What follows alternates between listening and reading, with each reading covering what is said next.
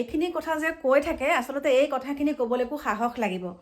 মই আগৰ পৰা কৈ থাকোঁ যে মই কথা ক'বলৈ ভয় নকৰোঁ, আৰু কথা ক'বলৈ ভয় নকৰাৰ কাৰণে মানে কথা ক'বলৈ ভয় নকৰোঁ কাৰণে কিছুমান কথাত মই বিপদতো পৰোঁ।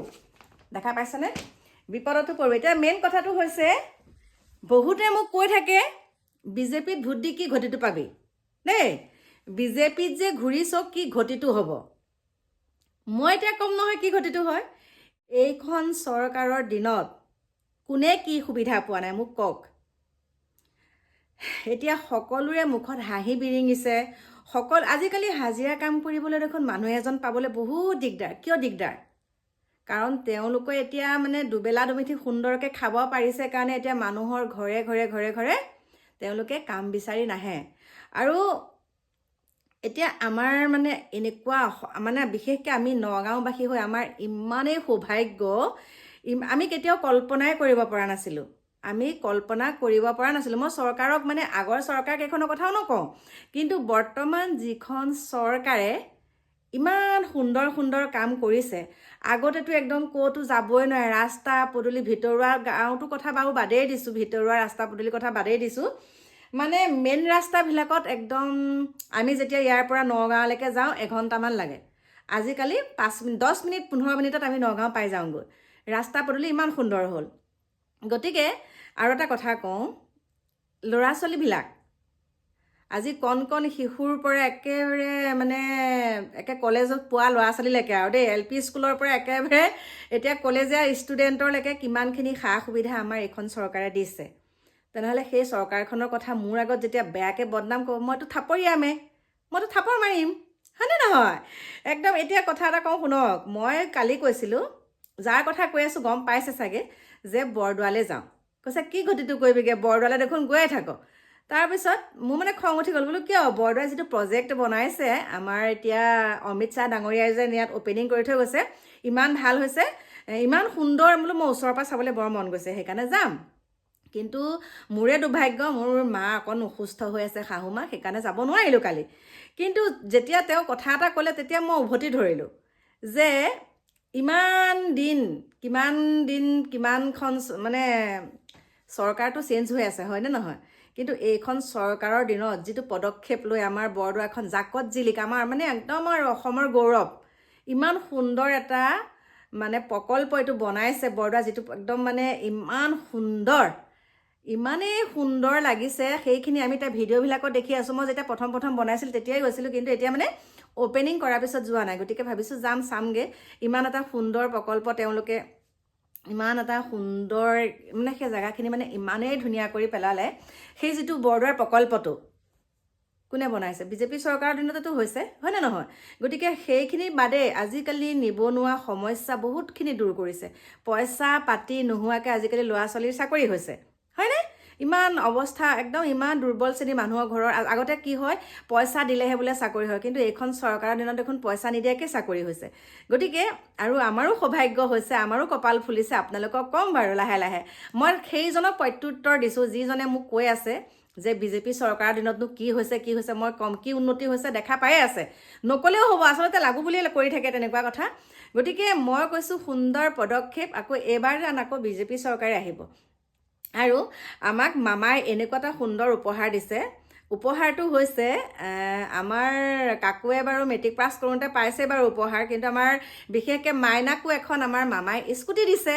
আৰু সেই মাইনাক স্কুটি দিয়াৰ কাৰণে আমাৰ পাখি মানে সুন্দৰকৈ ভিডিঅ' বনাইছে। মামাই যিহেতুকে স্কুটিখন দিছে ন, আমাৰ মুখ্যমন্ত্ৰী ডাঙৰীয়াই আমাৰ মাইনাক বহুত সুন্দৰ উপহাৰ দিলে।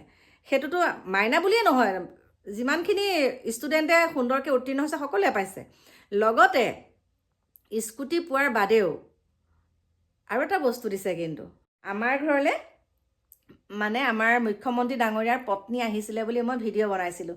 কিয় বনাইছিলোঁ? মোৰ আগফালটো সজাই কৰি থওঁতে মানে মই এনেকৈ ভিডিঅ' বনাই থাকোঁতে মানে বহুতে কয়, এই তোৰ ঘৰলৈ মিনিষ্টাৰ ঘৈণীয়েক আহিব নেকি, তই যে এনেকৈ সজাইছ। তেতিয়া মানে ভিডিঅ' এটা দিছিলোঁ, হয় আমাৰ ঘৰলৈ আমাৰ মানে মামী আহি আছে বুলি।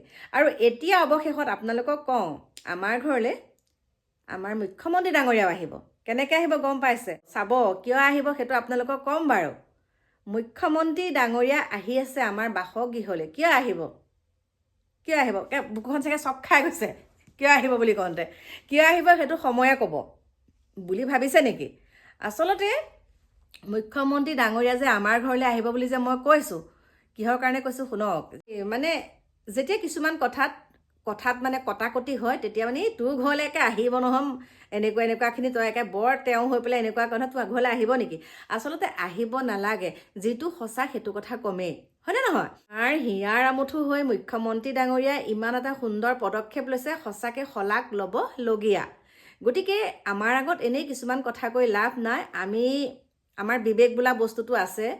আমি হৈছোঁ সঁচাকৈ যিখন চৰকাৰে যি ভাল কাম কৰিছে, এইখন চৰকাৰৰ দিনত কিন্তু বহুত ভাল কাম হৈছে। কোনোবাই ভাল পালেও পাক, বেয়া পালেও পাক, সঁচাটো কমেই। কাৰণ আজিকালি ৰাস্তা পদূলিৰ পৰা আৰু যিবিলাক আঁচনি দিছে, আচলতে মাজতেহে কোনোবাই খাই পেলাই। আমি মন্ত্ৰীক গালি দিলে নহ'ব নহয়, মাজতে কোনোবাই খাই পেলাই সেইবিলাক বস্তু। আৰু কিমান মানে আঁচনিবিলাকৰতো মানে ক'বই নালাগে আৰু। গতিকে আমাৰ মাহঁতেও পায়, আমাৰ শাহুমাহঁতৰ কথাই কৈছোঁ, চৰকাৰৰ আঁচনি নোপোৱা নহয়, পাইছে। আৰু আমি বাৰু পোৱা নাই, আমি বোলে পোৱা হেৰিত নপৰোঁ, আৰু সেইটো কথাও নাই, যিহেতুকে আমাৰ চৰকাৰী চাকৰি আছে ন, সেইকাৰণে আমি নাপাওঁ। কিন্তু নেপালেওতো স্কুটিখন পালোঁ, হয়নে নহয়? চৰকাৰী আঁচনি মানে স্কুটিখনটো আমাৰ মাইনাই পালে। লগতে এতিয়া চাকৰি এপ্লাই কৰিব লাগিব, বয়স বহুত আছে এতিয়াও চাকৰি এপ্লাই কৰিবলৈ ন। আৰু আশা কৰিছোঁ চাকৰিটো চাগে পাবগৈ আৰু, আমাৰ মামাই যদি দিয়ে চাকৰি হ'ব। আৰু সেইখিনিকে ক'লোঁ, মোক কৈ পেলাই লাভ নাই। মুখ্যমন্ত্ৰী ডাঙৰীয়াই সঁচাকৈ বহুত ভাল কাম কৰিছে। আৰু আমাৰ বৰদোৱাৰ যিটো প্ৰকল্প, সেই প্ৰকল্পটোৰ কাৰণে আমি সঁচাকৈ একদম আমাৰ অসমৰ গৌৰৱ বুলি কৈছোঁ। আৰু এই বিজেপি চৰকাৰৰ দিনত হোৱাৰ কাৰণে এইটো সম্ভৱ হৈ উঠিলে। সেয়াই। আৰু বাকী যোনেই যি কৈ থাকক, একাংশইটো কৈ থাকে এনেকুৱা, কিন্তু কোৱাই কৈ থাকিব দিয়ক না মামা। আমাৰ মুখ্যমন্ত্ৰী ডাঙৰীয়াক কৈছোঁ, কোৱাক কৈ থাকিব দিয়ক। আৰু আমাৰ ঘৰলৈকো যেতিয়া কিছুমান মানুহ আহি পেলাই বিৰূপ মন্তব্য যেতিয়া ক'বলৈ বিচাৰে, যিহেতুকে আমি ভিডিঅ' বনাওঁ, ভিডিঅ' বনোৱাত এনেকুৱা কিছুমান কথা কয়, আমুকটো হৈ পেলাই ভিডিঅ' এটা বনাব পাৰিবা নেকি? আমাক একদম ডাইৰেক্ট আমি নাকচ কৰোঁ, নাই আমি এনেকৈ ভিডিঅ' বনাব নোৱাৰিম। গতিকে আমাক কিন্তু মুখ্যমন্ত্ৰী ডাঙৰীয়াই ভিডিঅ' বনাব দিয়া নাই। বহুতে হয়তো ক'ব তোক পইচা লৈ পেলাই ভিডিঅ' বনাইছে, সেইটো কেতিয়াও নহয়। যিটো সঁচা সেইটো কমেই। এতিয়া বুলিয়ে নহয়, আগতেও ভিডিঅ' বনায়ে থৈছোঁ যে এইখন চৰকাৰৰ দিনত বহুতখিনি ডেভেলপ হৈছে, সেইটোৱে কথা দেই। কাণষাৰ চোৱাই থলোঁ। আৰু লগতে মামা আহিলে আপোনালোকে দেখা পাবই দেখোন মোৰ ভিডিঅ'ত, যিহেতুকে মই ভিডিঅ' বনাওঁ, ডেইলি ভিডিঅ' বনাওঁ, হয়নে নহয়? গতিকে বাই, লগ পাম সুন্দৰ এটুকুৰ জেগাত। এতিয়া বাই।